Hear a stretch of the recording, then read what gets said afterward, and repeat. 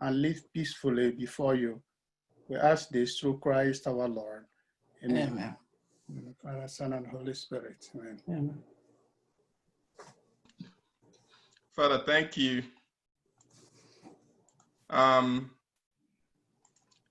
So I think I'll be, here is the flyer for today. Again, introduce Father James.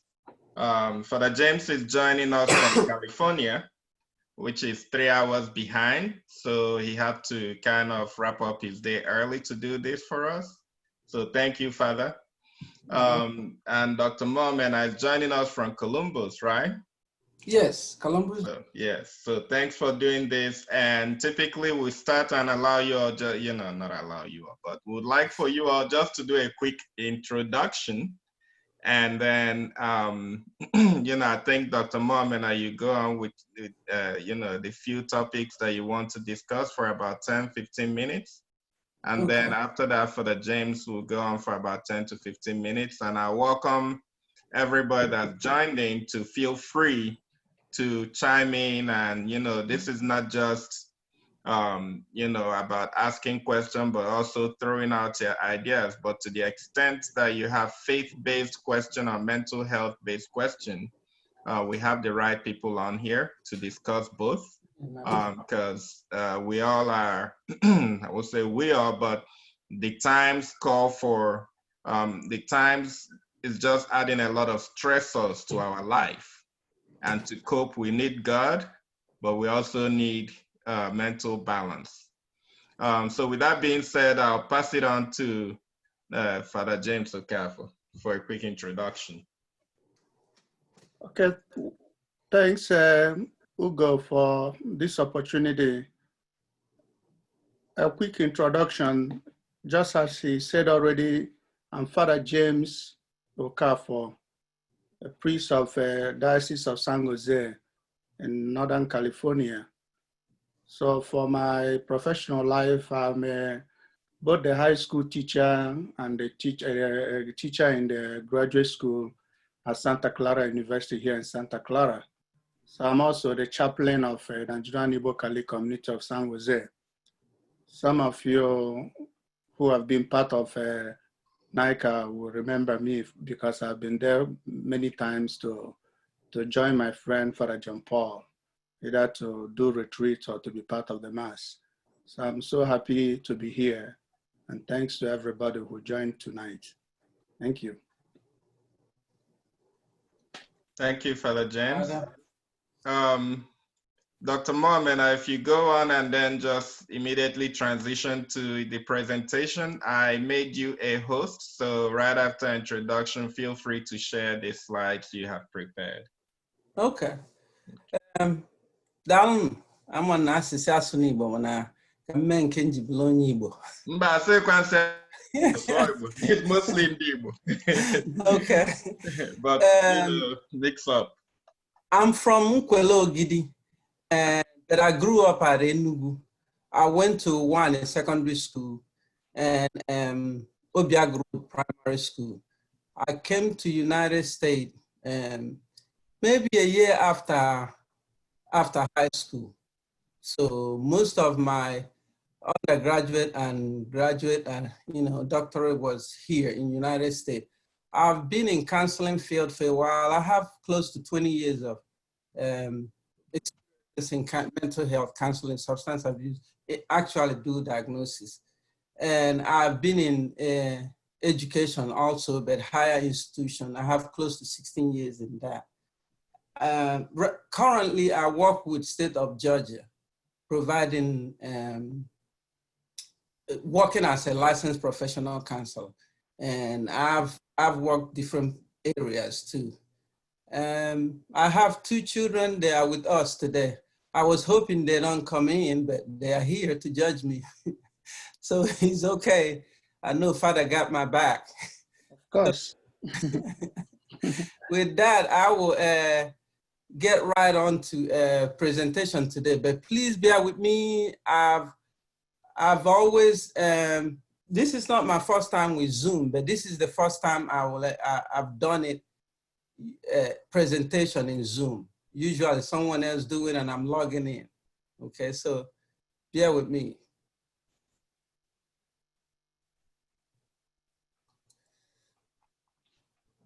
Okay, I am trying to bring up my.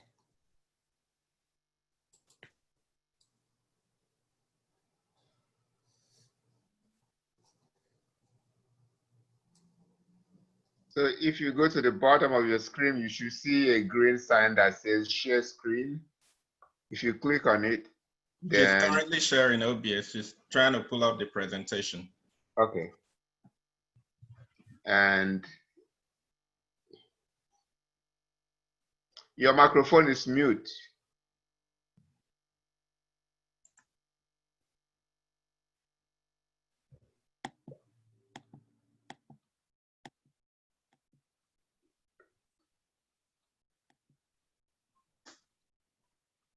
Meanwhile, do you guys want to do a roundtable introduction or just we go on? We usually just go on, you know, just because we sometimes have 50, you know, on the average, we have about 55, 57 people. So if we do introduction, we'll never get done. Okay, then let's. Yeah, we have about 33 people on All right now. So in the interest of time. Excellent. Dr. Moemena, you're okay, you're Okay. muted now. Thank you. New slide.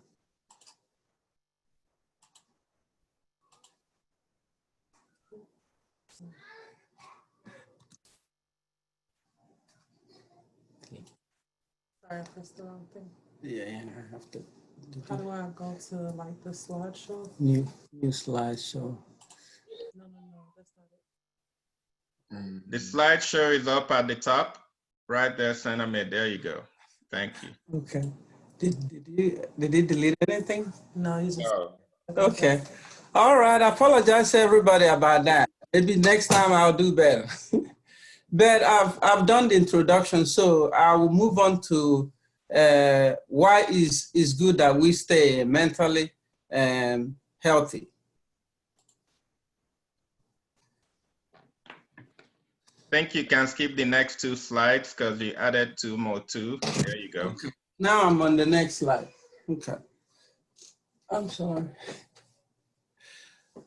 Okay, sorry again, and I want to get started with definition of mental illness because that's the focus today. And if everyone can see my screening, it says mental illness is a clinically significant behavioral and psychological pattern. And it talks about distress in social and occupational and other important activities. I really want you to reflect on this because throughout the presentation, most of the information that I'll be talking about will be pointing to this. And the reason is I want you to understand today that mental illness, there are ranges of it. And many people don't understand that, you know. And if you understand that there are ranges of mental illness, you will know that most of us in this panel have gone through mental distress of any different kinds. So I'll move on to the next slide. Now, there are different contributing factors to mental illness, you know, but for the sake of this, for the sake of being here today, I'll focus on only few. And one of them is thinking about the pandemic. Look at the first one, and it talks about COVID-19. You know, the reason why a lot of people go through mental deficit or mental illness is because of something like trauma, and a lot of things causes it. People, many people among us now have lost their jobs. Some have lost loved ones, you know, so, or some even going through difficulty due to stress related to their job because laid off.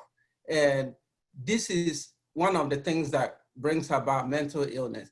Another one is abuse. Then there's loss. Then there's divorce. You know, other areas which a lot of times that's what people think about that that's the only mental illness. One of the causes could be genetic or, and environmental. And genetic and environmental usually are the ones that are severe mental illness. So that causes severe mental illness. So that's one of the things that make people shy away and think that that's the only thing that can be contributing factor to mental illness. Now, we will look at factors that affect use of mental illness. What I'm saying about this is there are reasons why people don't use mental health services. And different groups, it's not only Blacks, but it's prevalent in Black, especially Nigerians. You know, they shy away from using mental health services. And a lot of it, there's a lot of reasons, but like I said before, for the sake of this presentation, I'm sticking to Blacks, more especially Nigerians, because there's underuse of mental health services by Nigerians. The main thing that I see a lot of time is stigma, you know, and the stigma that I'm talking about is people that don't know much about mental illness. They will give inaccurate depiction of what mental illness is about.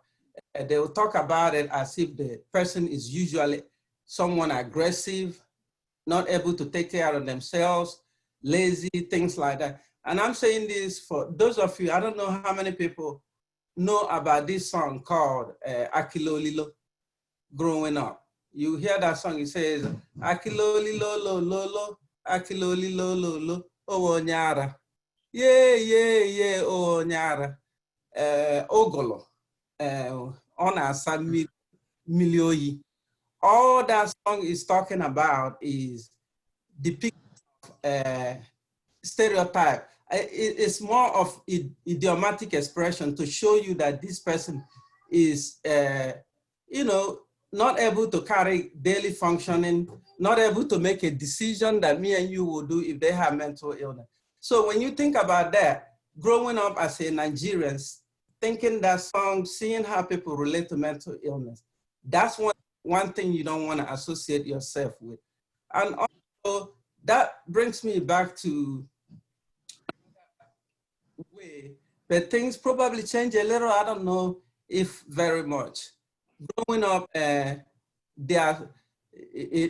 lived in a neighborhood where there's this mental illness, autism now, that you can hear much about autism, that one of our neighbors, they have a child that I think is severely autistic. They don't want anyone to see, he's always locked out. And people really think something is wrong with her instead of feeling that they have something that need help. It was more of something is wrong with her, it was her fault, and so on. Another reason why another reason why people don't use mental health services is mistrust.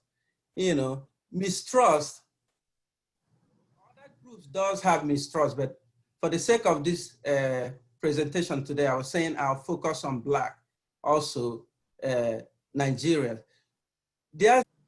When you think about what's happening today with the riots and the police brutality and people talking about overhaul of criminal justice system, it's also that it also transcends to mental illness, because when Blacks come to treatment, when they present their symptoms, they are afraid that it's not viewed as being ill or medically ill. They view it as being lazy, labeling them. Therefore, it makes it difficult to get the kind of treatment they want. So because of that, they shy away from going to get help. Another one is lack of knowledge. So many people don't know much about mental illness. They think, you know, once you go over there, they will isolate you. You don't have to see your family, and so on.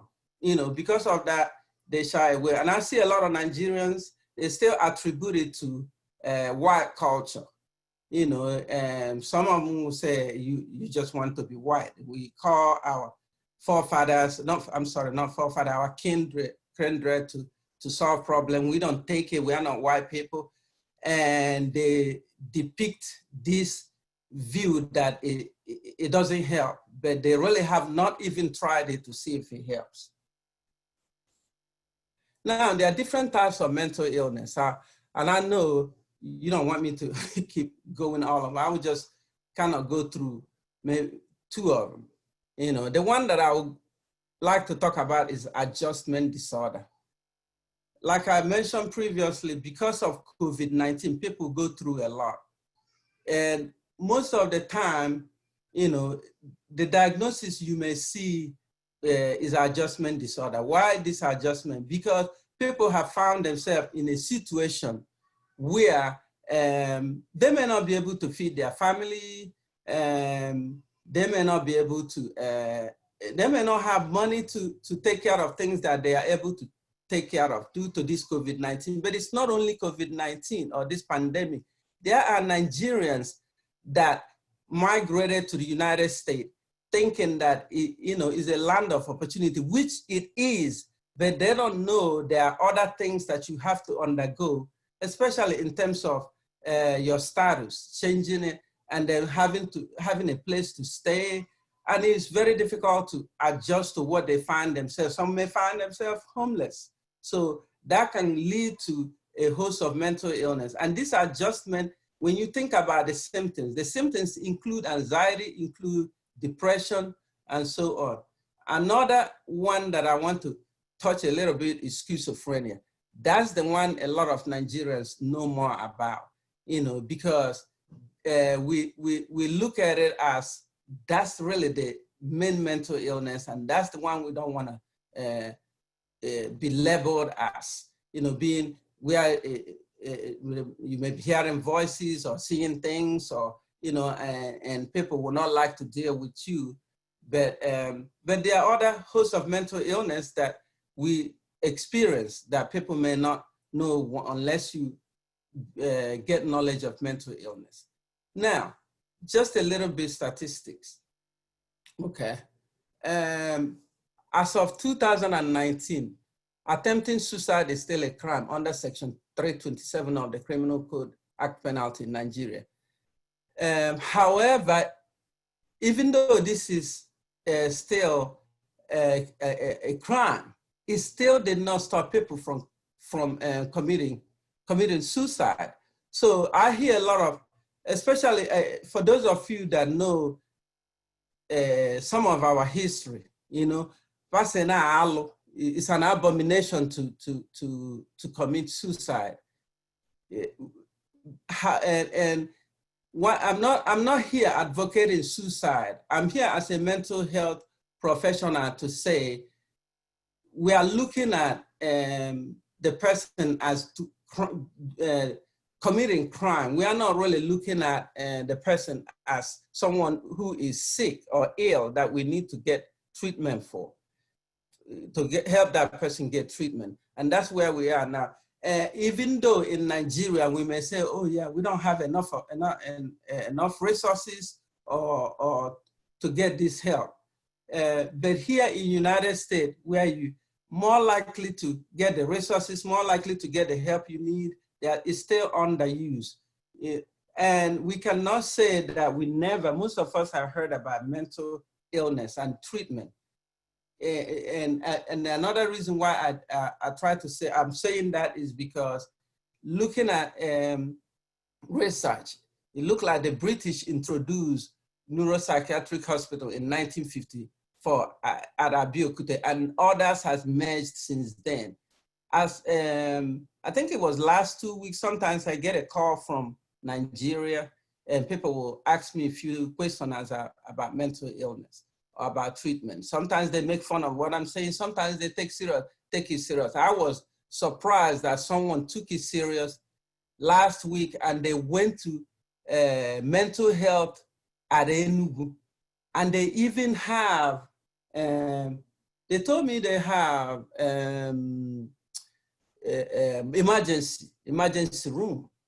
And few days of emergency probably was, from what they said, was about maybe 10,000. I know it's a lot of money, but compared to here, you know, so there's help. Now,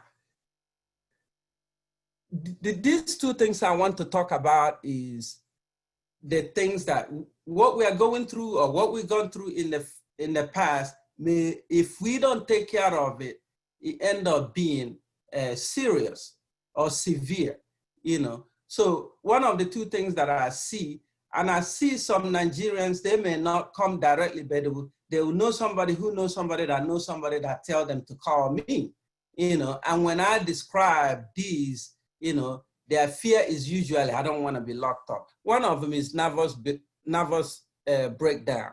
You know, look at the two people in the picture. They look like me and you, you know, and they go through some of these things that you see. And when you go through nervous breakdown or when you have psychotic episode, it doesn't necessarily mean you will be hospitalized, you will be given medicine, or you will or will not. Every case is different. You have to go to see what you need help with. So I'll move on to the next slide. The next slide is how do we cope? Because I know many of you will be thinking, I say all this and okay, where do we start? How do we cope? Now, even in private practice, even working with government, because I've worked at the prison system for a while. I've worked at community service board. And the first thing I tell them is think about serenity prayer. Serenity prayer is a support group prayer that they start with. And it says, God give me the serenity to accept the things that I cannot change, courage to change the things that I can, and wisdom to know the difference. One of the things that exacerbates symptoms of mental illness is focusing on the things that you know you cannot be able to deal with. You know, I cannot go into those things now because of lack of time. But within you, you know, you've dwelled on something, you know, I can't change this. But think about the ones you can change. What can you do to change that? And another thing is don't feel ashamed. Stop talking to the same people. If you go to change your oil for your car and you know the person don't know how to change oil every time, and it happened to me, I don't want to call that company, but there's a company that every time I go to change oil, my car will start leaking. Every time I go, it starts leaking. So after a while, I'm like, I'm saving money, but I'm not really saving money because one time I paid $40, but this car leak, I end up paying $300 and something. Come to find out, it wasn't even, they just that they didn't tie it well. So I'm saying that to say, if you've done different things to see if you're experiencing the symptoms of mental illness and it doesn't work, maybe it's time to look at, maybe give it a try and see. Take care of yourself. That's another one. Exercise. You see, I put this in uppercase, and the reason is exercise does help with a lot of things. I'm not saying if you're having anxiety due to not paying your car note, you should start exercising. That's not gonna do it. But I'm saying exercising, and maybe you're feeling anxious about minor things. You know, there are different types of exercise, and I know you can read this, so I'll just go to another slide. Okay. Okay, Dr. Moemena, please, Yes. if you don't mind, can you, because I'm looking at time, we're already past the half hour. If you can summarize quicker, and some of these points will still come up again when we start asking questions. So we are not going to miss anything. I will move it because I'm almost at the end. That's the conclusion now. Okay. Okay. The conclusion is about stress, bad stress, good stress, take care of yourself and what stress leads to, okay? And that's it, the mental health hotline, you know. But before I go to the mental health, that one thing I want to mention, is that there are different types of mental health professionals. Just in case you want to consult a mental health professional, even at the church, they have it. They have licensed professional counselors, they have licensed clinical social workers, psychiatrists, and so on. But that's it. I'm sorry I took longer than this, longer than expected. Thank you. I think this, nothing to be sorry about. I believe even as I was listening, it brought up points that I think I want to explore as well. And I'm sure other people may want to explore that wasn't even, on my mind, before this call. So, so thank you again, and I'll pass it on to Father James Okafor to, give us some faith coping strategies. Thank you, Ugo, and thank you, Dr. Moemena, for already laying a good foundation to what I'm going to say. We know there is this unbreakable connection between the mind, the body, and the spirit.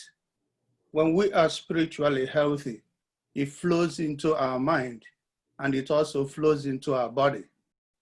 And so part of way to manage both our mental, physical, or spiritual problems is what are the things that I'm going to discuss, as Dr. Moemena already laid the foundation.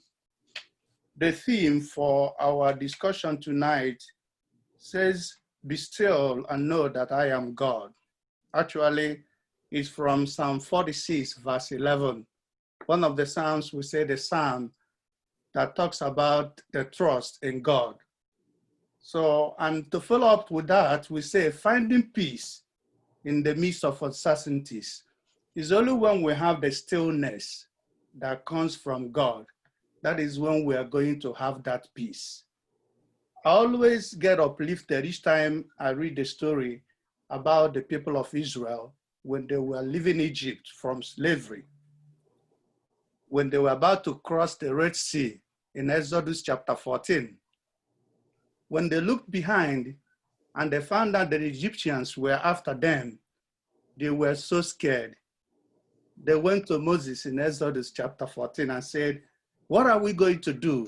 And Moses himself was also very afraid. But God spoke to Moses something very important, very connected to our theme. God said to Moses, "I will fight this fight for you. All you need to do is to keep still. The Egyptians you see today, you will see no more." Exodus 14:14. And that is something I encourage us each time, especially as we go through the stress of life, to know that God is always there with us and God will never abandon us. But then how do we know that God is with us if we do not have a relationship with God? We don't have control most times on what life gives to us. People have said it in different ways. Life is unfair. Life can be messy. Why me? Because things that come to them, there are things they never imagined that will come to them. But by and large, even though we don't have control of what life gives to us, but we have control most times on how we manage what life gives to us. And one of the ways we manage what life gives to us is our faith. And this faith-based community helps us always to remember that no matter how we try and think, or how we think that we are smart, that we do not have control of everything that happens to life. And when we look at the difficulties of life, some of them are natural. We don't have control. Just like think about it, the COVID-19. If anybody told most of us by November last year that by March, April, all of us in isolation, nobody will say that is going to happen. Oh my goodness. But then look at where we are, because these are the things we don't have control. There are other difficulties also that come to our life that are man-made, things people cause others, like the issues we are in now, the issue of racism, whether it is assertive racism or whether it's intentional racism or systemic racism or even horizontal racism. These are the ones that people cause to others. But then there are also ones we cause ourselves by poor decisions we make in our lives. But by and large, no matter the source of our difficulties, things that stress us in our life, things that make us anxious, we still have to seek that peace, that stillness that God gives to us. And so to make this short so that we give people opportunity also to ask questions, what are the tips, the things that can help us to have this stillness in our own life? And that is relationship with God. Relationship with God is very, very important. And this relationship with God begins by the way we make effort to nurture the seed of faith in us. Some of us were privileged to grow up in a very grounded Christian family. And we grew up and we came over here. But because of the situation we find ourselves, we are losing it day by day. We are distancing ourselves from God. And we only look for God when we are in an emergency situation. We have ended up making God the God of 911. You know, when we call 911 is when we are in emergency. And once I call God, God, I'm about to buy a new house.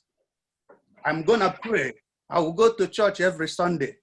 And then you end up getting that new house and you say, God, goodbye. I will see you again when I did something. God becomes the God of 911. But think about it, our relationship with one another.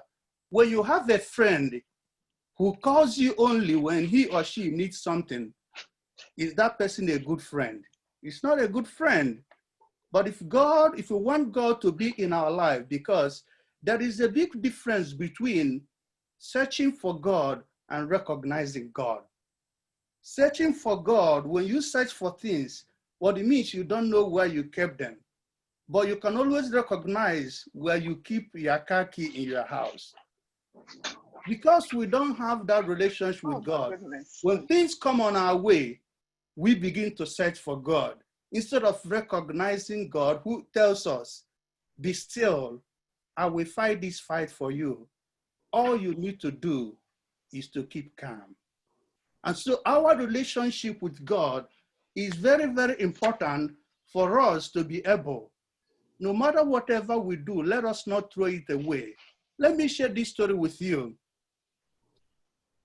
About 5 or 6 years ago, one Christmas time, when I was helping in one of the hospitals here as an on-call chaplain, I was called to come and give to this woman last rite, the prayer we pray to the person dying, the sacrament of anointing. And so this woman was in her 50s and she was dying of one of the major organs. So when I came in, she started crying and telling me, she told me, whenever you have opportunity, tell people this story about me. She said she was born in a very good Catholic family. She went to Catholic school, went to Catholic college. The parents invested so much to make sure that she remained in her faith. But then once she went to college, she abandoned everything. But then she told me, look at me now, I'm dying. The only thing that is left for me is my God. And she said, tell people, if you have seed of faith in you, don't throw it away, because that is the only thing that will sustain you when every other thing leaves you in life. And this is a message for all of us. No matter how we rush after the things of life, there will be one day, one time, the things of life will disappoint us. And the only thing that will be left for us will be our relationship with God. And that is something we have to remember. And so another important thing again, because when we talk about prayer, it can be very comprehensive. It can be so much about prayer. But one prayer that I know that has been very, very helpful, especially in managing stress, is the prayer of meditation, the prayer of contemplation, the prayer of stillness, the prayer of quietude, the prayer in which I can sit down and say, speak, Lord, your servant is listening. Some of us who may be listening to the Mass today, the first reading today is from the first book of Kings, chapter 19, the story about Elijah. When Elijah was running away from Jezebel, he was in the wilderness alone, and the earthquake came, and God was not in the earthquake. Fire came, God was not in fire. The wind blew, but God was not in the wind. But in the stillness of voice, God himself came. And what is this telling us? The power of silence. Somebody said it and said it very well. Silence is an element in which great things fashion themselves. Think about it, what happened in the first book of Samuel, chapter 3, when Samuel said, "Speak, Lord, your servant is listening." Sometimes, no matter how difficult the situation in our life might be, when we present ourselves before God and say, "Lord, speak, your servant is listening." And that is personal prayer. And that prayer also translates also to our family prayer, because sometimes we don't know the importance of family prayer, because family prayer helps to nurture our personal prayer. Sometimes we shy away from even teaching our children to pray. The gift our parents gave to us, we deny that to our children. Sometimes, because we don't want to argue with them, want them to make to feel good, we don't want to invite them to prayer. We don't want to talk about God. But then when something happens in their life, they don't have anywhere to run to. We have to also show them that example. I remember this story, a man told me that he always tells his children, if you don't say a prayer before you eat your food will not digest very well, as a way to tell them to pray. And one day, he started eating because he was in a hurry. And then one of the children caught him eating without praying. And he said, "Dad, I caught you. You started eating without praying." And the dad said, "Oh, sorry, I'm in a hurry." And he said a prayer. And then he told me since then, each time he wants to eat, he will pray, because he's not sure whether any of his children will catch him eating without praying. The family that prays together stays together. And that is the power of example rather than example of power. When we show examples and examples become our power, rather than we impose our children to pray when they don't see us to pray. The family prayer nurtures our prayer too. And finally, I know, Ugo, you are looking at me. Maybe my time is up. You don't know how to tell me that, but let me say this. No, good. And finally, when we talk about family prayer, we talk about community prayer too. Something I remember about NICCA many years. I remember in 2008, I came to NICCA to preach retreat. That's about 12 years ago. One thing that I left, one of the things I left after that retreat, when I found out that there were different prayer groups in that community, families gathering under different umbrella to pray. That kind nurtures us even in our strength, in our stress. Even when we ask people to pray for us and people pray for us, they help us also to manage our fear and our anxiety. I know this time we have all these arguments going on. Oh, I'm very spiritual, but I'm not religious.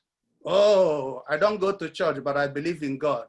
The tendency about that is that when you begin to nurture your spirituality without a religion, your spirituality can end up being a personal spirituality. You can decide to say, I drink 3 bottles of beer every day as part of my spirituality, because no checks and balances. What religion does to spirituality is to give us checks and balances and to help us to share our interpersonal relationship and even our relationship with God. So that's what religion does. And so no matter whatever happens, let us not disconnect. I know all these are our Catholic communities, Nigerian communities. Sometimes we can fight and kill ourselves, and people will say, I'm not going to come back to this community again. But remember that something is abused or misused does not take away the use of that thing. That people are misusing some medicine now doesn't mean that some medicine will not bring life to people. That we have problems in our community in any way does not take away the usefulness of those communities. That's where we nurture our faith. Final story before I stop. Again, when I was helping in the hospital, this woman was dying. For the 6 years I helped in the hospital, I saw a lot of people dying because I used to come for emergency. This woman was dying, a Caucasian, very rich woman. So I came to see her. She started interviewing me, asking me all kinds of questions. I was trained to be patient with her. But then eventually she told me, you know, I grew up in one of the parishes you just mentioned, and I used to be in charge of the lectors, those who read during the mass. But then they sent this priest to us. She used this language, I always remember. She said, they sent us this priest who was very commanding and demanding. And because this priest was commanding and demanding, I abandoned the church for him, and I never went back to the church. And she told me, tell people, no matter whatever happens, the church belongs to God, and the church helps us to connect with God. Never, ever leave the church and your relationship with God because of somebody. Some of us don't like the church because maybe they had something a priest did, or they don't like the priest, or they don't like the people who are the leaders of the church. Never, ever abandon your faith, because one day, one time, that is the only thing that will make you to feel the stillness. Remember Exodus chapter 14:14. I will fight this fight for you. All you need to do is to be still. Stillness before God helps us in no small measure to go through the uncertainties of life. So thank you. Thank you, Father. Father, thank you. Welcome. I think I was staring at you because KK rapt attention. You know, it's very, you know, it almost feels like the follow-up questions are, it feels like we should just shut down now. Just how beautiful the words are. So thank you. Thank you, Dr. Moemena. I want to tell everybody that's on. You can use the chat feature if you are too shy to ask questions. You can also unmute yourself to ask questions, and let me cancel the spotlight. You can also unmute yourself to ask, you know, to ask questions or provide statements. I think we all know that we're in the middle of this pandemic. The uncertainties is bringing both economically and spiritually. Some places are opening up, you know, but for a lot of us, there'll be no Friday event, there'll be no meeting. We'll be attending church by watching TV. We used to laugh at people, you know, my grandmother, when she came here, would watch TV for her mass, and we used to laugh at her, not knowing that this is going to be our reality, you know. So for a lot of us, it's a drastic change, you know. For some people that are used to taking, you know, they'll take communion every Sunday, now you can't, you know, you say prayers instead. So with all that being said, Father, I think you alluded to this, you know, building a relationship with God, because I think that's what sustains us. What is their practical tip for how people can build a sustaining relationship with God? Okay, do I go on? Go ahead.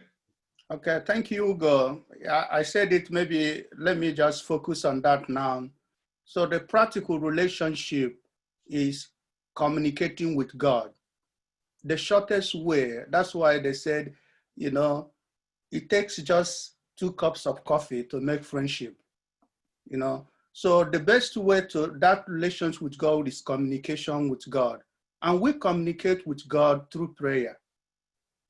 And there is no other way we learn how to pray if not by praying. Some of us already will have it in us. What we need only to nurture it, to make it to be alive and active again. I know all of us, very busy life. We keep postponing our prayer. We say, okay, I will pray when I come back tonight. And then we come back, we start watching this show. And then before you know it, you are tired. You don't have any time again to pray. If you want to have that relationship with God, we have to make prayer to be part of our life. We have to have a schedule, just like we have schedule to eat our lunch, to eat our dinner, or to eat our breakfast, the same way. And then we have to also have different types of prayer that are also very attractive or endearing to us. Many of us are dedicated so much to different devotions to the Blessed Virgin Mary, devotions to the saints. Now we're having the novena to St. Anthony. So these are the things that connect us to God. Some of us like reading the Bible. The word of God speaks to us. It's very inspiring. So the worst that we can do is to do nothing. But the best we can do is to do something. Okay. And everything we do makes a huge difference in our relationship with God. Okay. Thank you. Okay. I'm going to ask a lot of questions that's going to intersect, not a lot, but a few questions, and my co-moderator, when we are doing debate, co-moderator, co-debater. So, and Obi Njaka, I think he's unmuted himself. So let me just ask, and I think we'll be doing it interchangeably, and everybody else, again, we will stop if you have something that you want to chime in on. So, if you look at the topic, and the reason we have, both a priest and a counselor, a counselor is, our people, we tend to overly rely, no, not overly, we should always rely on God, right? But I remember a story about a man that was praying to God to help him win the lottery. I was praying every day. And then one day God said, I want to help you win the lottery. Send somebody to him. I want to help you win the lottery. But you have to at least go buy the tickets so I can help you with the winning numbers. So Father and Dr. Moemena, at what point from your different perspective do you tell people, pray to God, but it's time to find professional help? You want me to go first? Or? Yeah, Dr. Florence, go first. Okay. I will start by saying this. I have mentioned that I live in Columbus, Georgia, and I have a sister, and I have a sister that was my friend, and she ended up moving out of Columbus. She's a licensed professional counselor. And there was another father going to become a licensed professional counselor. And the reason is because they see the essential of that. Father spoke very well on this. Even though you seek God, God gave us the strength. God made that doctor. God made the counselor. God made all that they want. God wants you to make use of all those things that you see. You see where I wrote about psychotic episode, and I talk about nervous breakdown. There'll be a time where you've prayed, like Mr. Ezoke said, you've prayed, you've done everything else as far as prayer, you've gone to church, you talk to Father, and Father cannot be all to everybody. What do I mean by that? You go for Father for confession, you go to Father when you need food, you go to Father when you're having problem with your wife, your husband, your brother, and all that. He's a man of God, but he's just one person. So these counselors are trained, and some of them are also Christians too, and they preached through Christian aspect to tell you the things that now you don't have control of and show you how. And you have to take that fear off you, the fear that once I go, I'll be hospitalized. People will look at me because of that stigma.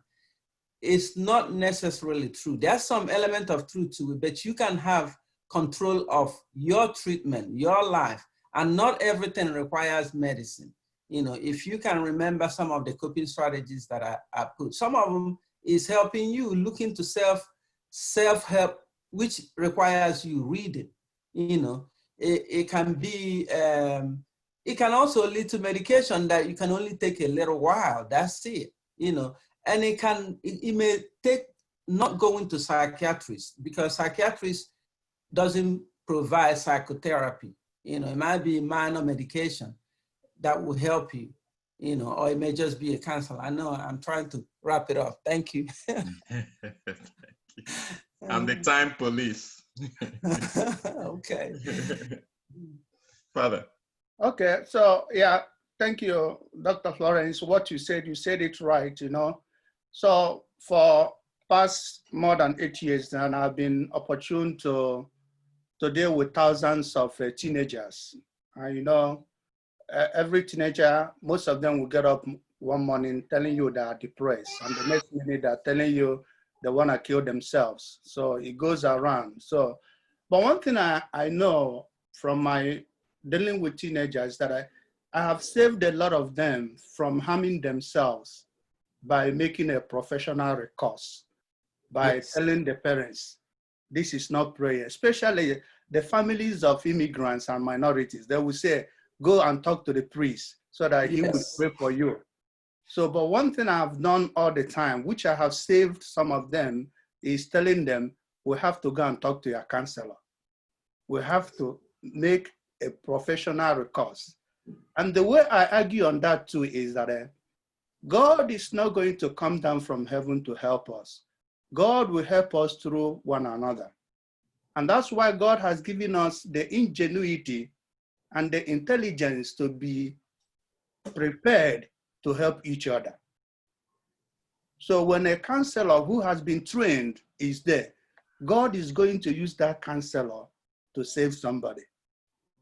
So I always try to bring down to that argument for the parents, because the fear is that, oh, once now I go, they will diagnose her or him of one type of depression, and the person will start taking medication. But it doesn't start that way. Sometimes that kid, what he or she needs, somebody to upload things bothering him or her. Exactly. So it doesn't mean that once somebody goes to see a therapist or a counselor, the person begins the medication immediately. So thank you. Thank you. I want to follow up on that directly, actually, offloading things bothering us. And, you know, I know our people would prefer to go to the priest, typically. For people that may have issues in their marriage, you know, whether it's abuse, and I've seen some of it, whether it's spousal abuse, not that I've seen, but I've heard, and, you know, people have told me, whether it's spousal abuse, in some instances, it's even stuff that happened in childhood to some of these people, and they're taking it into their adulthood, and it's impacting their marriage, it's impacting their children. How do we destigmatize getting counseling to help people in their daily lives, especially with marriage and children? Want me to go first? Go ahead, Doctor. Yeah, Dr. Okay. Moemena here. When it comes to stigma, it's individual, and there are certain things you can't change a person, but you give them things that can help them. So let me clarify the question. Sorry to interrupt. I can go into what I do understand what you're saying. Okay, go ahead. Yeah, I'm saying that to say this: we can't change person, but we can give them tools with hope, and sometimes they work. And the reason why I'm saying that is, even with me going to before I went to this field, all I'm thinking about is psychiatrists. And I don't want to go to psychiatrists like the doctor said and give me the diagnosis, and it will affect me from getting a job, from living a normal social life. I see someone that I know.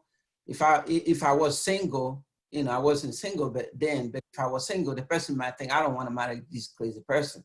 So I don't want to, you know, all that goes through my head. Once I got into that field, I come to learn that there are different mental health professionals. You mentioned about marriage. There's licensed marriage counselors, licensed family marriage counselors, and they deal specifically with that, with individual. But I tell spouse when they talk to me, Some people think about, oh, you the problem. The husband think the problem, the wife think is the problem, and they keep going back and forth. It's good that they go individually. After that, they can go together, you know.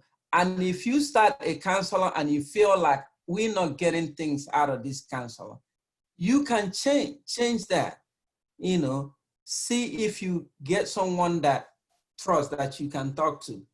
Don't think about, oh yeah, this is not our tradition, we should not do it, you know.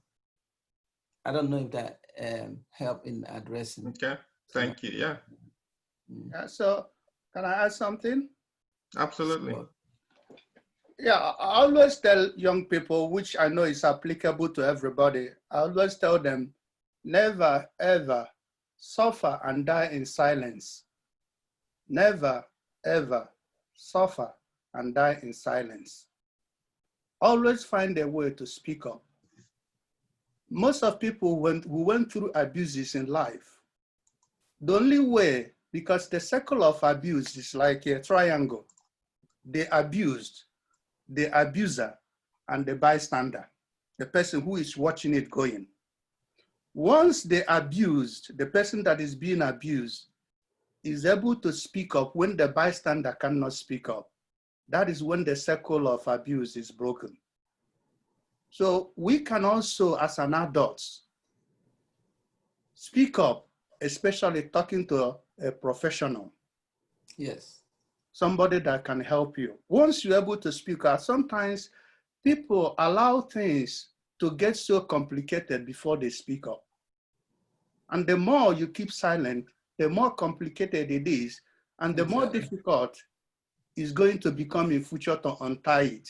That's why dealing with our people, and those of us who have been, like you can do, who have known the stories of our people, you come into some marriage situation, you find out that it's very, very complicated because it has lingered for a long time. So we share this message, never, ever suffer and die in silence.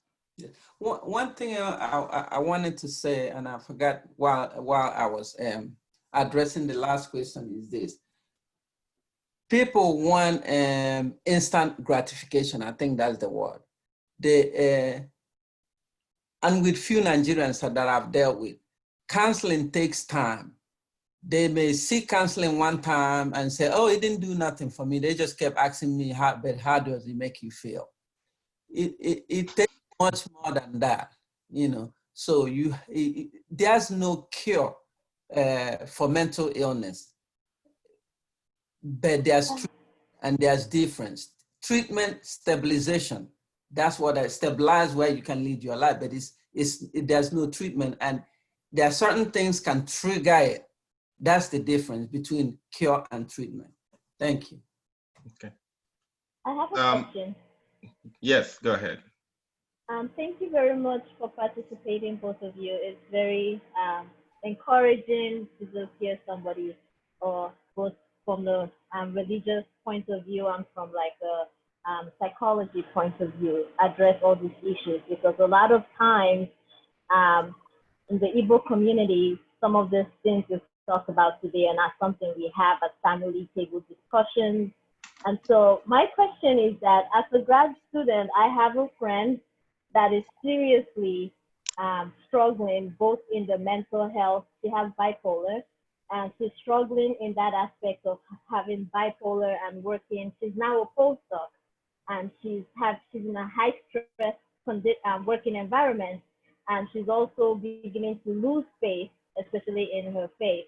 So as a friend, she's not able to attend this today. How will I go about, as someone that's trying to be an advocate, an ally, and trying to make sure that she does not commit suicide, because she's expressed that suicidal thoughts before.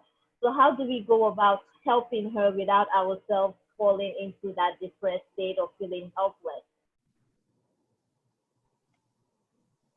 For both of you, from both spiritual and psychology point of view, I need both help. Okay, thank you so much for that question. I'm really glad, because that's the type of question that I usually get. And I said this. I noticed the first thing you say is she's bipolar. Is she diagnosed with bipolar? And she told you Yes. that? Yes, Okay. she is clinically diagnosed with bipolar. Yeah, and I Okay. know that, and her Okay. family knows that. Very good. The reason why I say this is people shy away when you start telling them, oh yeah, you diagnosed, seek help. Only thing you can do is be there and provide the information that you think that can help her. One of them is if she's gone to the doctor in the past, if she's taking medication and so on, you can see if you can get that and show her, you know, how to do. However, there will be a time where if she's danger to herself or someone else, you can say this to her if you're not sure. Then it has to be when you have to call help. And what that 911. If I'm seeing someone, you know, here they call it, we say we do 213, you know. So if you get to the severe, and you did mention that also, that it get to the point where you think she may be suicidal, you don't want someone to you know is actually suicidal end up dying and you didn't do anything and it be in your conscience. It would rather they be mad at you that you help them get to the hospital. Okay, but I will start by providing information, encouraging if she has, without breaching the confidentiality, see if you can get a counselor, if you have in the past, talk to her, you know. So I'll let Father. Yeah. Okay. Just to follow up before Father talks, right? So if she's in a different state, if she's in another state, with calling 911, will it be better to call like a suicide prevention help Yes. people versus 911, especially with the whole 911 situation we have currently, you know, and police brutality, right? So will it be much more beneficial to try to call a suicide prevention specialist and try to give them her number so that they can call her and try to talk to her on the phone or connect with her on the phone and call them, you know? You know, someone you don't know don't want that liability. They will not go to her house, you know. Mm-hmm. And I know she may not be able to do that, but suicide prevention, crisis prevention, not suicide, crisis prevention. Yeah, crisis prevention. The only time you don't call crisis prevention, if you know life is involved. Someone telling you, I'm going to hurt myself, especially if there's a plan. You don't call crisis prevention because by the time you hang up the phone, they may have, if they, you know, we know men to use gun, they may blow the brain off or whatever. So, or women, they pill, they must have taken that pill.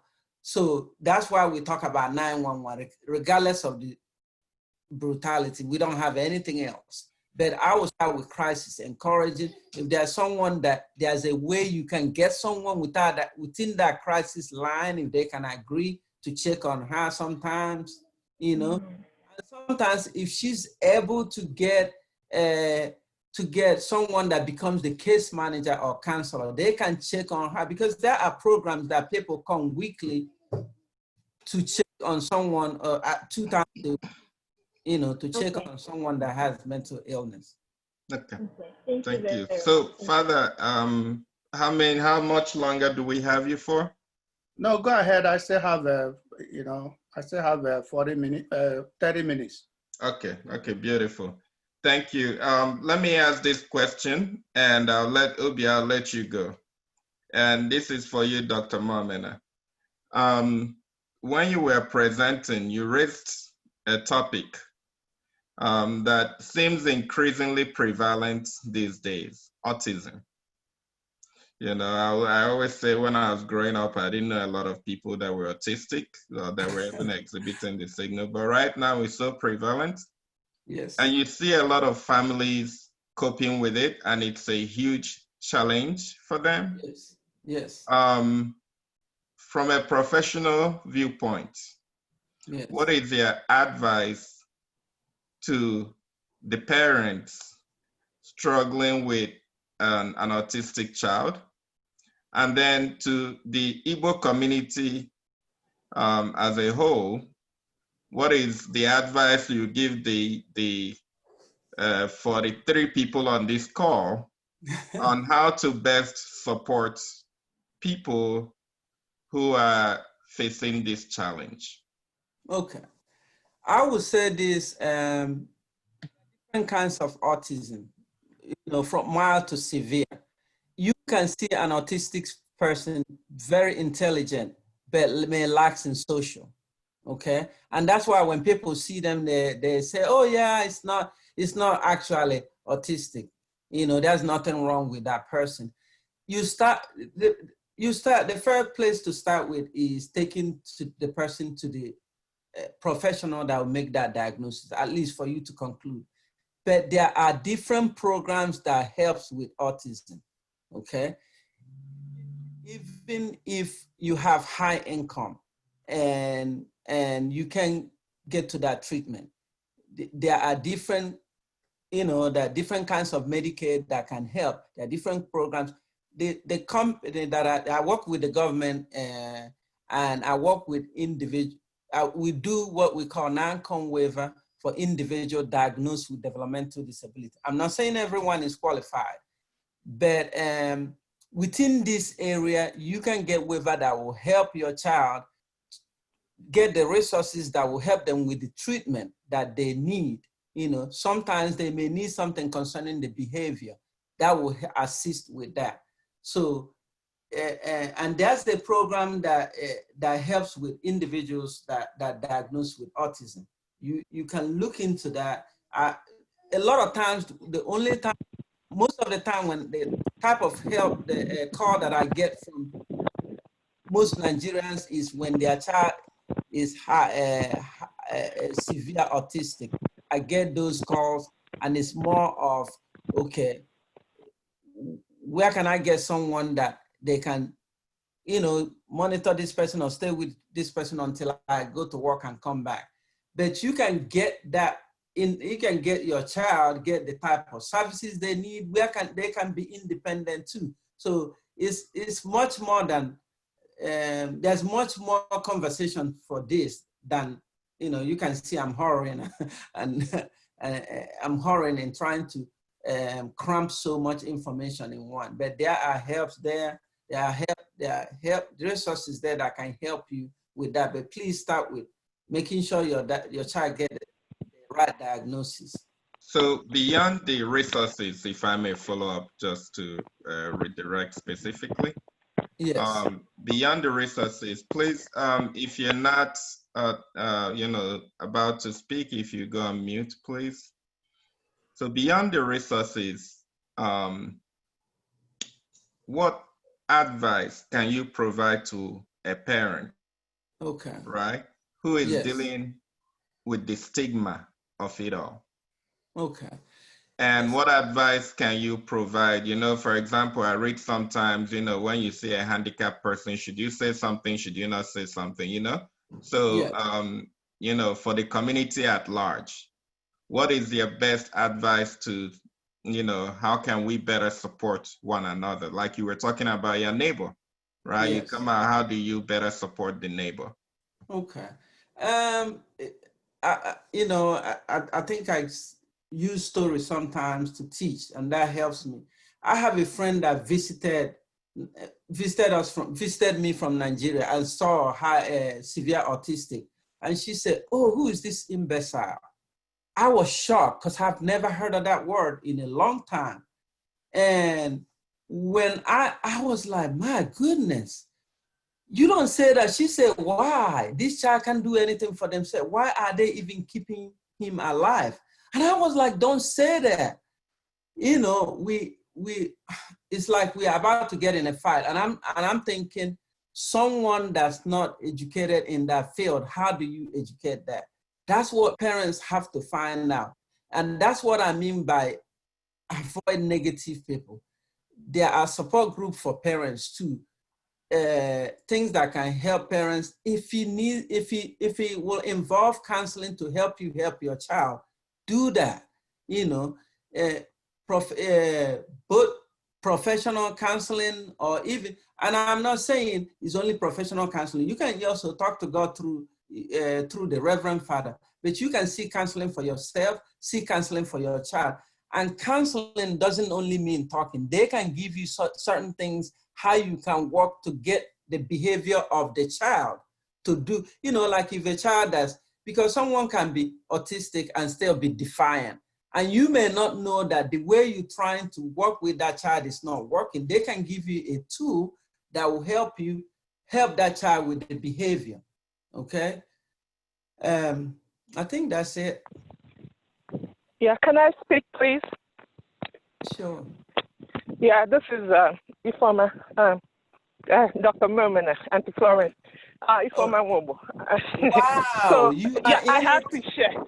Yeah, I have to share, and I'm sorry, I'm taking a walk, so okay. You might hear some noises from me. But coming from an autistic mother, I have so much experience by the grace of God. So when my son was diagnosed, he was like 18 months. He had like little or no language. So it's not just that he's not speaking, he don't even get languages. So it was a very severe case. And of course, the first thing you deal with as parents is guilt. Why is it that my child is autistic? What is it that I did not do? What is it that I did?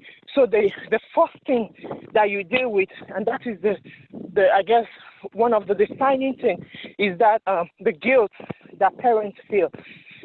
Because of that guilt by itself, tears apart family, especially in our side of the country, in our side of the world that we came from. That just tears both parents apart, number one, because this one is thinking maybe it's what the woman came from, maybe it's the woman's gene, and maybe it's the man's gene, one thing or the other. Then both families, the extended family blaming the other family for bringing one thing to the family. And so that's the biggest thing you deal with. Then if that does not tear you apart, then you kind of communicate yourself, because you don't want to be seen with, a child that is disabled. You are ashamed, this and that and that. But the bad thing or the worst thing is that it takes a toll, not just on you, the parent, but even on the other children, the siblings. I remember when my son was first diagnosed, he was diagnosed with autism and ADHD. He was severely hyperactive.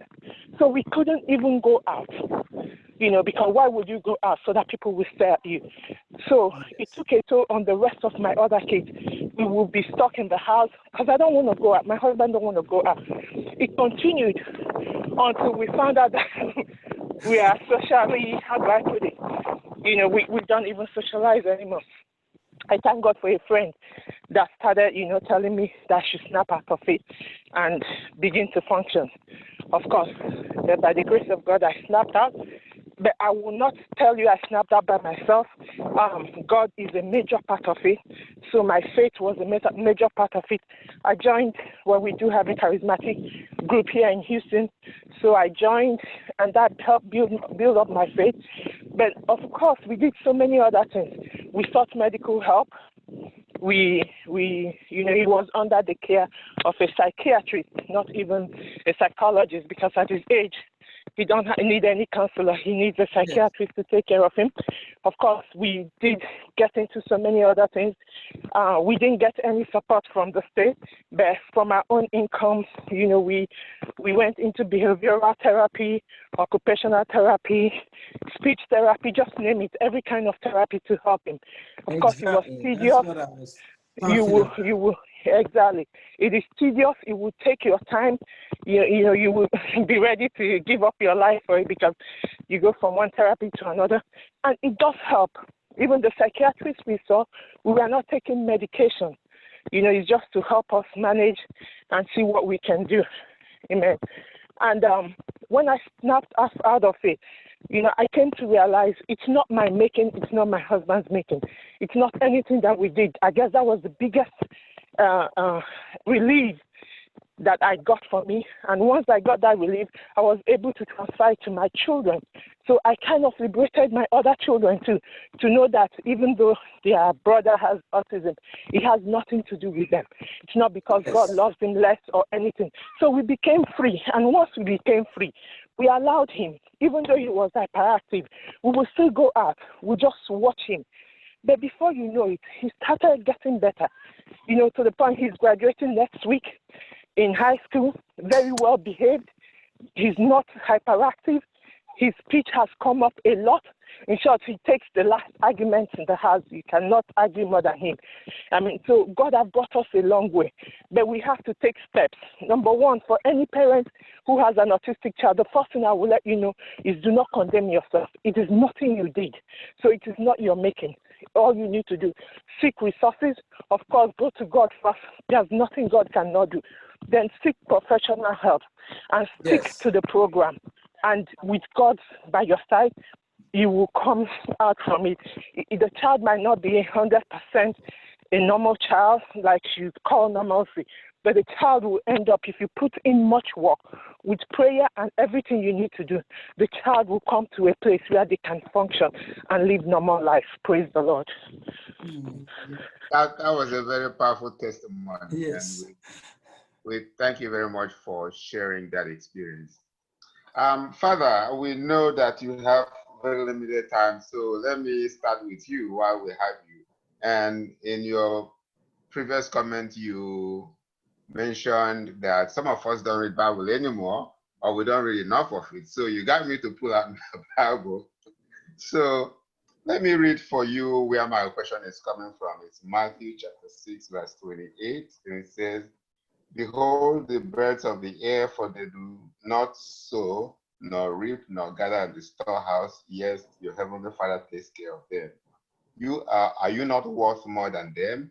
In verse 34, "Do not worry about tomorrow, for tomorrow will come with its own anxieties. Sufficient for the day is its troubles." So I think that this scripture is speaking to a mechanism to avoid anxiety. I would like for you, please, at this time to expand on this scripture. And after you, I would also like Dr. Moemena to expand on the psychological dimension of how we can reduce our anxiety by trying to control the things that we put into our thoughts. So what's the name again, Obi? Obi, yes. Yes. So Obi, if you go back to usually the title of that part of the passage of the Bible, which is part of the Sermon on the Mount. So the title will usually go with trust in divine providence. Trust in divine providence, trust in God. And so Jesus, as part of that Sermon on the Mount, because people have in the past misinterpreted that passage to mean that we don't have to worry. I don't think anybody lives life that's without worry. But the thing is that what we worry about. So Dr. Moemena said about the things we have control and the things we don't have control. There are so many things in life we don't have control. Those ones we have control, what are we gonna do to change them? The ones we don't have control, we present it to God. And that is where God himself, because God has given us the power. When after creation, God said, "Be fruitful, multiply, fill the earth, and conquer it." God has given us that power to use the wisdom and the strength he has given to us to make changes in our life. But at the end of everything, we are also limited as human beings. Those ones we cannot control are the ones that we throw back to God through prayer. And once we don't manage them very well, that is when they come back to make our life, both physically, emotionally, spiritually, to be stressful. Study has shown, Dr. Florence will also confirm this, that the shortest way people die off in our time is through stress. Yes. So stress. And the first thing that brings stress is anxiety.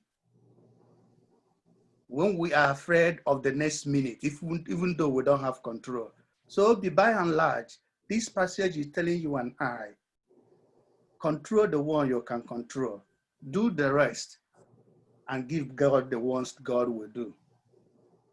And knowing that God is with you and God will help you. Thank you. Dr. Moemena, please. Yeah, yes. I'll say this. When you think about psychological issues, you have to think about the fact that there are certain things we don't have control of. Think about COVID-19. No one knows that it will happen. No one knows that some people will end up being unemployed. No one knows that they will. So one thing is, like the person that shared earlier about how they end up talking to a friend, if you get yourself in the situation where you know things are overpowering, you need to call somebody. I don't mean that you must call mental health to help you. You call a good friend. Don't call people that are negative. There are people that you will call, they will say things that will exacerbate that. I don't know some of you, but have you had a friend that when you finish talking to them, you be like, why did I call this fool? He made me worse. You know, you don't call somebody like that. You know, and then there are some of us that you think they have people, but they don't. If you don't have anyone, call for help. Call mental health provider that can help you. You know, for me, I know when I worked in when I worked in certain places, you know, as a counselor, the first thing that comes to my mind is not diagnosing. You know, almost 80% of people that come to me come for talk. They talk. After about 2-3 months, I don't see them again. I haven't even gotten to the diagnosis part. So when you think about, oh yeah, they're gonna make this diagnosis and it's gonna have this stigma, it's not that way, you know. So I know we don't have time, so I don't want to continue to talk. Okay, so let me read a question from a contributor, Stella Nwokeji. Her question, I think, is for Father Okafor. She's asking about those of us who are Catholics who are in this time not able to connect and go to church and take the Holy Communion, and they have prayer lines that they feel like joining, but though the group does not consist of Catholics or are not run by Catholics. So she's trying to find out, is there anything wrong with a Catholic member, a member of the Catholic Church, I should say, joining a prayer group that are predominantly non-Catholics? Well, thank you who asked the question.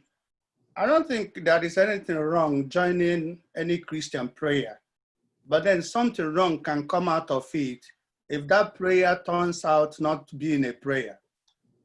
So if you are joining any prayer, you have to know whether that prayer actually is a prayer or is it a way to demean another church.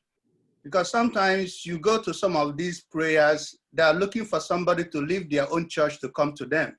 And what they end up being is to demean the doctrines of other churches. They try to put them down. They try to say, oh, those who pray to Mary, you are worshiping this, you are worshiping this. That's not prayer. But if a group is praying and that prayer connects you to God, provided it doesn't take you away from your Catholic faith, go for it. Remember what I said when I was saying, the worst that we can do is to do nothing. The best we can do is to do something good. If that prayer is grounding you very well, and that's why I said also, why don't we as families, as different groups, as Catholics, why don't you champion to begin prayer group too? And you can invite somebody to come and pray with you, somebody that is gifted. Think about the forum in which we are now. Somebody thought about it. Yes. And then called other people and said, you know, we're going to do this. It's just from an initiative. And from that initiative, look at all of us learning so much tonight. The same thing with prayer. So you can also group yourself. Some of us are very gifted, and then they can come and inspire everybody to pray more, because the best thing is what will inspire me, not when others pray for me, but when I pray for myself too, because that is the greatest gift I can give to myself. So I hope he answers the question of the person who asked. Yeah. Yeah, I hope so too. You did justice. And my next question again, I'm still on my Bible, and we talk about Proverbs chapter 31 a lot, where it lists all the qualities that a capable wife should have. I don't know if any woman looks forward to doing all of that, but in this time of COVID-19, we see that our wives and our mothers are under a lot of pressure. Most of them have to work from home, some have to go out to work, and they still come back to take care of children because childcare is not existent anymore. And in addition to that, we have homeschooling.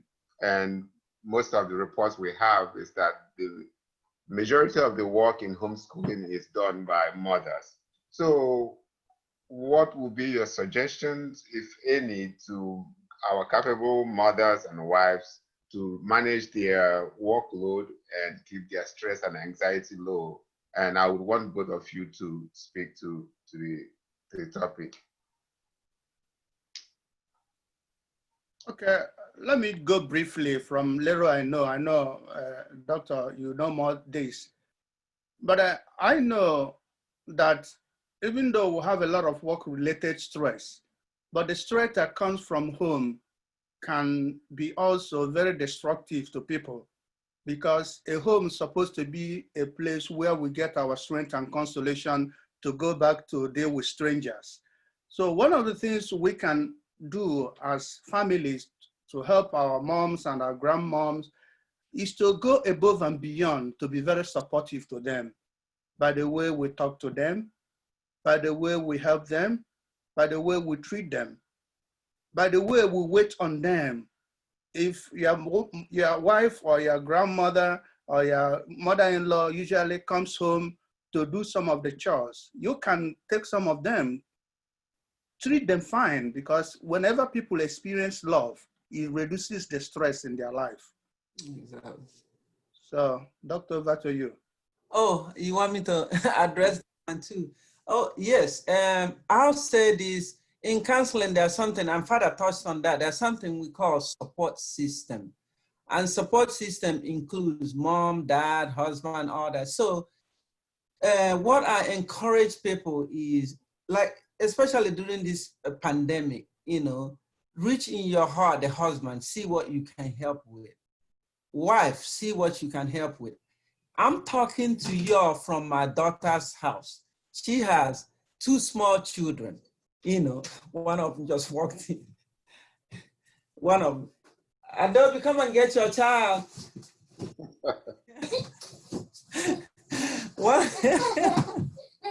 She's working from home, and we are made to work from home too. And the husband works too. And because my job has said, okay, you all can work from home until we see how this can help. So I had to come here to see how much I can help. So when that, we encourage people to tap on their support system. When husband still or wife still thinks about, oh yeah, I'm the wife, I don't supposed to do this. I'm the husband, I don't supposed to do this. It makes it more difficult. Even friends, reach out to friends. There are friends that will be able to help. Support system works as much as medicine, if not more. And I know we talk about medicine. Do you know when you go to get medicine, it's only 50%, or it works only 50%. Research shows that. The other is 50%. And the other 50% is therapy, support group, all those things. So that's the only way it will work. But I see that there are some of us that still hold dearly to that tradition. Wife don't supposed to do this, husband don't supposed to do this, and that brings about stress. Okay, yeah, I think we'll take maximum Yeah, of 2 more questions. Can I add to what she said? And this is for women. You don't have to do everything at this point. The house must not be sparkling clean. Everything don't have to be in the order it used to be. Give yourself a slack. Do the ones that you can do. The ones that can wait, you wait. Nobody is visiting you. You don't have to be meticulous. Slack yourself and do the most important things. In that case, you are not overly stressed. Amen. Thank you. Amen. Thank you. So we'll do at most 2 more questions because Father James has to leave in 10 minutes. Is it even up to 10 minutes? 7, 8 minutes? So we'll take maybe 1 more question or 2 and then we'll have him close. Is there anyone in the audience who has a question? If there is, please go ahead and unmute yourself and ask the question, or you can also write it down on the chat and we will read it out to the panelists. Father, before you leave, let me throw one more scripture at you. Matthew chapter 11, verse 28. Come unto me, all you that are loaded down, and I will give you rest. Please, as a way of conclusion before you leave, how do we actually put this scripture into practice? How do we come to God at a time of this to find relief from our stress? Okay. So I like the beginning because that is a popular passage we use usually during the funeral. Come to me, Matthew 11:28. So whenever behind me you see a big crucifix, and this crucifix, yes, you see the hands of Jesus spread out. Whenever I see that image tells me this is an invitation. Come to me. No matter whatever is going on, come to me. And remember when I was giving my talk, I talked about recognizing God and searching for God. If you are traveling to some place new and somebody is coming to pick you in the airport without knowing you, the person will write your name in a paper and wait for you. But if somebody knows you, the person will recognize you immediately. The same thing, once we put our God to become the God of 911, I call him only when I'm in an emergency situation. It's gonna make our crisis to be more. But when I see the hand of God, one of the spiritual writers said it very well, those who put what they do every day in the hand of God, see the hand of God in everything that happens to them. When I get up in the morning, I have the list of the things I would say, God, be before me and after me. And I see the hand of God in everything. Even in my disappointment, I will know that God himself knows the best and his time is the best, that he can also, just like what we read all the time in Romans chapter 8, for those who love him, all things will come out to turn good. Even in the disappointment, we see the blessings of God in our disappointment. So that relationship is what God needs from us. Thank you very much. Dr. Moemena, do you have anything? The father summed it up, that's fine. But someone was sending me a question about can they get the number to give to their friend?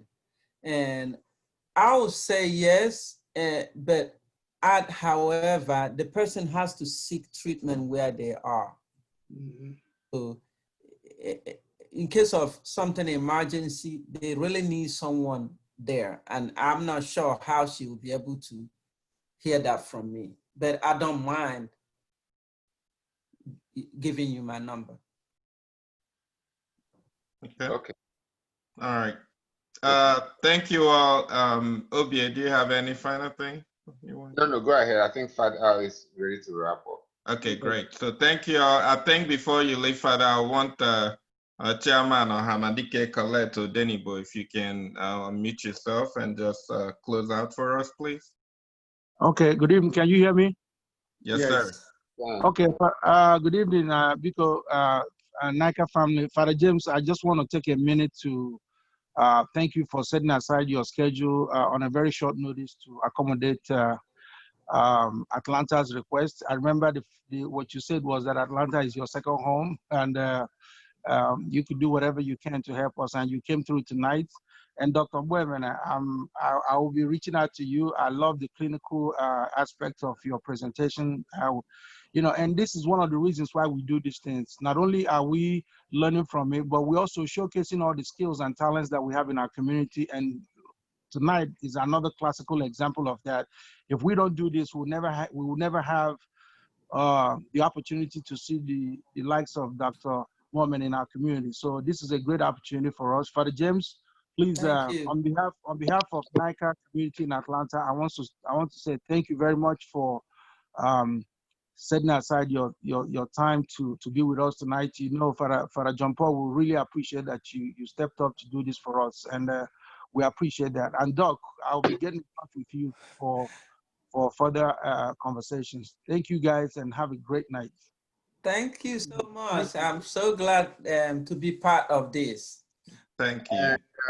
As while we are on it, he just mentioned our own Father John Paul, and we know why he's not able to join us here or the one doing the presentation. So please let us all continue to keep him in our thoughts and prayers. Okay. Ugo. Thank you. Thank Good you. night. Thank you. Catch your phone, everybody. All right. Good night, everyone. Ugo. Thank you, Colette. Thank you, Father. Thank you, Doc. Yeah. All right. Bye. Good night. Thank you. Thank you, everybody. Good night. Dr. Moemena up already. Thank you.